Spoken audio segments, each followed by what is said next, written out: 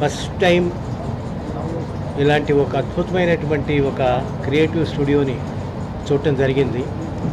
ఎందుకంటే మా సినిమాల్లో మోస్ట్లీ ఈ గ్రాఫిక్స్కి ఎక్కడ ఇంతవరకు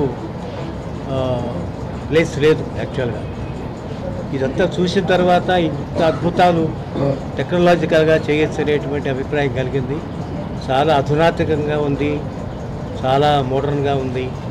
వాళ్ళు చూపించిన కొన్ని మానిటరింగ్ బిట్స్ చూసిన తర్వాత ఎన్ని అద్భుతాలు వీరు సృష్టించగలరో నాకు అర్థమవుతోంది. ఇది కూడా ఒక అపర బ్రహ్మ, ఒక అపర విశ్వామిత్ర సృష్టిలాగా నాకు అనిపిస్తోంది.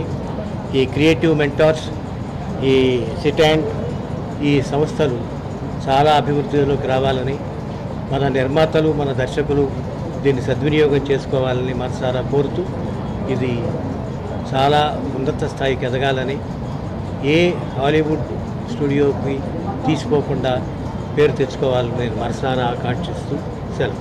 Months back, we wanted to bring latest technology to India. I have seen this technology abroad in US and in other places where motion capture is very popular. But what we are bringing is a markerless motion capture from Organic Motion, which is the only product in the world which does markerless motion capture. Now, examples are many with markers. You have seen Avatar, recently Rajnikant's movie Kochadian. All were done with the markers, where people actually wear suits and markers. There's a lot involved in that. But the technology we are bringing is without, you have seen it, no markers, no suits. People just walk in.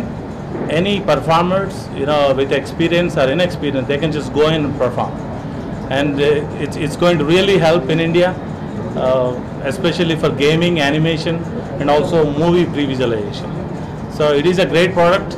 We're also partnering with Creative Mentors to create a lot of courses based on motion capturing, which is going to help people in India.